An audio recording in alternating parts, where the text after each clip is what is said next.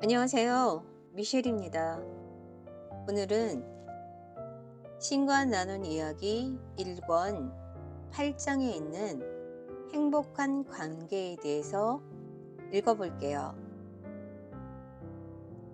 여기에서 이 책의 저자인 닐은 신에게 이렇게 질문합니다. 저는 언제쯤이나 남들과 원만하게 지낼 만큼 인간관계에 능숙해지게 될까요? 사람들과 행복한 관계를 유지할 수 있는 무슨 방법이 있나요? 아니면 그건 늘 힘겨운 과제일 수밖에 없나요? 너희는 관계에 대해 배울 게 전혀 없다. 단지 너희가 이미 알고 있는 걸 증명하기만 하면 된다. 행복한 관계를 유지할 수 있는 비결이 있긴 하다. 그것은 관계를 꾸려나갈 때 너가 계획한 목적이 아니라 상대방이 의도하는 목적에 맞추는 것이다. 관계란 항상 힘겨운 과제이기 마련이다. 관계는 늘 너 자신의 고귀한 측면들과 숭고한 전망들과 그리고 너 자신에 대한 훨씬 더 장대한 시각들을 창조하고 표현하고 체험할 것을 요구한다. 너가 관계에서보다 더 즉각적이고 더 강력하고 더 완벽하게 이 일을 해낼 수 있는 경우는 거의 없다. 사실 관계가 없다면 너는 전혀 그렇게 할 수 없다. 너가 우주에서 존재할 수 있는 것까지도 가로 열고 인식할 수 있는 양으로서 식별할 수 있는 어떤 것으로서 가로 닫고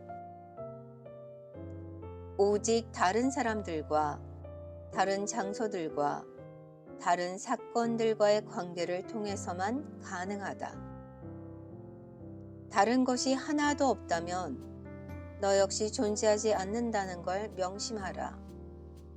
결국 너란 존재는 자신이 아닌 다른 것과의 관계에 지나지 않는다. 그것이 내가 거주하는 절대계와 반대되는 상대계에서의 존재 방식이다. 이 점을 확실히 이해하고 깊이 파악할 수 있다면 너희의 직관은 체험들 하나하나에 인간의 모든 만남, 특히 개별적인 인간관계들을 축복하게 될 것이다. 왜냐하면 너희는 그것들을 가장 고귀한 건설로 보게 될 것이기에 너희는 그것들을 참된 자신을 건설하는 데 활용할 수 있고 활용해야 하고 또 활용하고 있다는 걸 가로 열고 너희가 그걸 원하든 원치 않든 상관없이 가로 닫고 알게 될 것이기에 그 건설은 너희의 의식이 설계한 장대한 창조물일 수도 있고 또 순전히 우연히 이루어진 구성일 수도 있다. 너희는 그저 우연한 사건들의 결과로 빚어진 사람일 수도 있고 너가 되려고 했고 하려고 했던 사건들의 결과에서 비롯된 사람일 수도 있다. 자기 창조가 의식하면서 이루어지는 건 후자의 경우이고 자신이 실현되는 것도 두 번째 체험에서이다. 그러므로 모든 관계를 축복하라. 모든 관계를 특별한 곳으로 자신을 형성해 주는 것으로 보도록 하라. 그리고 나서 이제 어떤 존재가 될지 선택하도록 하라. 그런데 너는 분명 로맨틱한 종류의 인간관계에 대해 묻고 있다. 나는 너가 그런 질문을 하는 까닭을 알고 있다. 그러므로 사랑이라는 인간관계를 특별히 길게 다뤄보기로 하자. 너를 심히 곤란하게 만든 그 문제를. 사랑하는 관계가 실패할 때 가로 열고 사실 실패하는 관계란 존재하지 않는다. 그 관계에서 너희가 원하는 게 이루어지지 않았다는 지극히 인간적인 의미에서의 실패를 빼고는 가로 닫고 그것이 실패하는 까닭은 두 사람이 잘못된 이유로 맺어진 데 있다. 가로 열고 물론 잘못된 이란 용어는 잘된 것에 대비되는 상대적인 용어다. 잘된 게 무엇이건 간에 너희 어법으로는 관계가 당사자들의 생존에 완전히 이롭거나 도움이 되지 않는 이유들과 만날 때 그 관계는 거의 대부분 실패하거나 변질된다. 고 말하는 게 좀 더 정확하리라. 가로 닫고.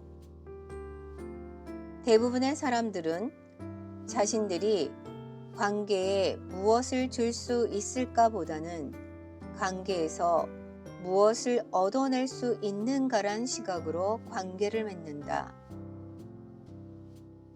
하지만 관계를 맺는 목적은 너가 차지하고 소유하려는 것이 상대방의 어떤 부분인지 결정하는 것이 아니라 너가 드러내고자 하는 것이 자신의 어떤 부분인지 결정하는 것이다.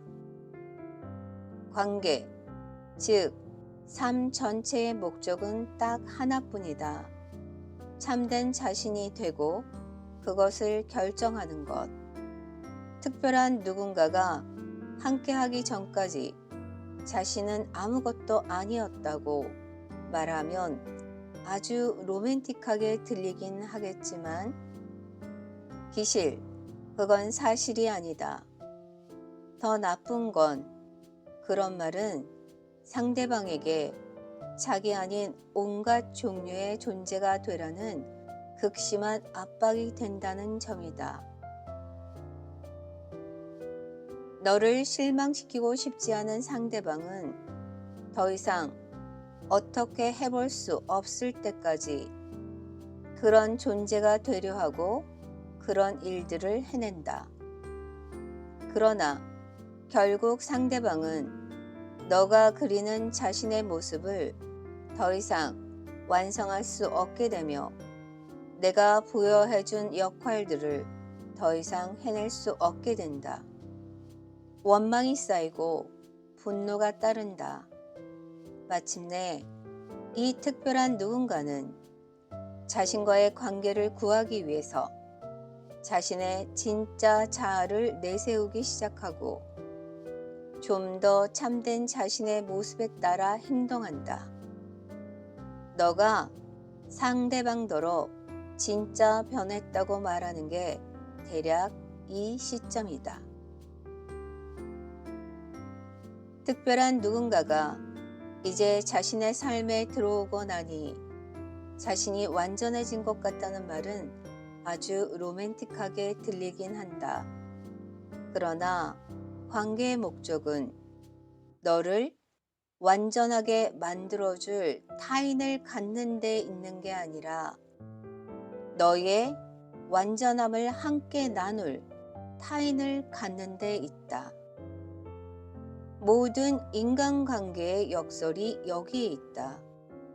자신이 누구인지 충분히 체험하기 위해서 특별한 타인이 있어야 하는 건 아니다. 그런데 타인이 없다면 너희는 아무것도 아니다.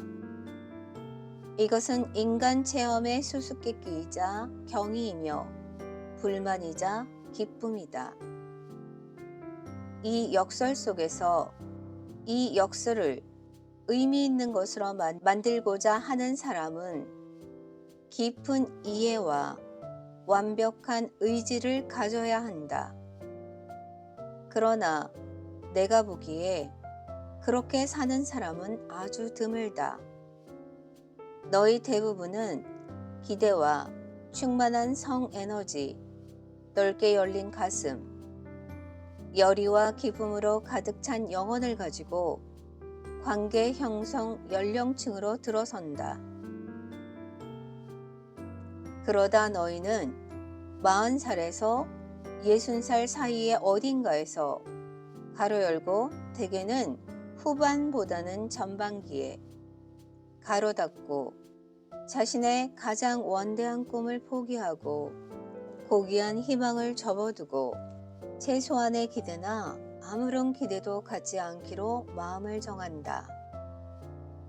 문제는 지극히 단순하고 지극히 간단하지만 지극히 비극적인 오해를 하는 데서 생긴다. 즉, 너희의 가장 원대한 꿈과 가장 고귀한 이상과 가장 바람직한 소망의 실현 여부가 너희의 소중한 자아가 아니라 소중한 사람들과 관련이 있다는 오해, 그리고 너희 관계의 지속 여부가 상대방이 자신의 관념에 얼마나 잘 맞춰주고 자신이 상대방의 관념에 얼마나 잘 맞춰주는가에 있다는 오해. 그러나 관계를 좌우하는 단 하나의 참된 시금석은 너희가 얼마나 자신의 관념에 따라 사느냐는 것이다. 관계는 가장 고귀한 자아 개념을 체험할 수 있는 인생에서 가장 중요한 기회, 사실은 유일한 기회를 제공하기 때문에 성스러운 것이다. 관계를 타인들에 대한 너희의 가장 고귀한 개념을 체험할 수 있는 가장 중요한 기회로 볼 때 관계는 실패로 돌아간다. 관계 당사자들이 자신에 대해, 즉 자신이 되고 있고 하고 있고 갖고 있는 것에 대해, 자신이 원하고 구하고 주는 것, 자신이 추구하고 창조하고 체험하는 것에 대해 마음 쓸 수 있게 하라. 그렇게 할 때만 관계는 관계 자체의 목적과 관계 당사자들에게 훌륭하게 봉사할 것이다. 관계 당사자들은 상대방에 대해 일체 마음 쓰지 마라.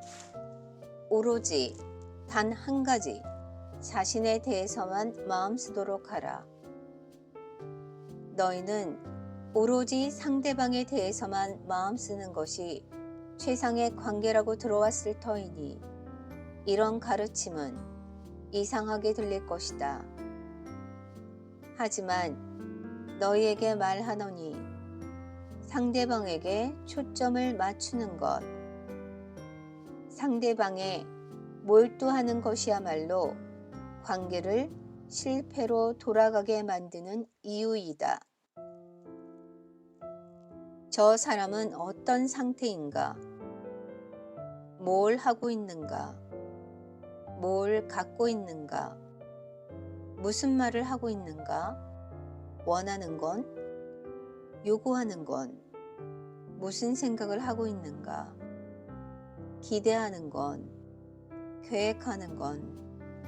성각자는 상대방의 상태와 하는 일과 가진 것과 말과 발행과 요구 따위는 중요하지 않다는 걸 잘 알고 있다. 상대방이 뭘 생각하고 뭘 기대하고 뭘 계획하는지는 중요하지 않다.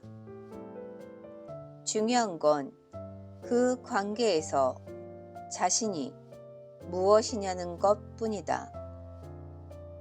가장 잘 사랑하는 사람은 자기 중심적인 사람이다.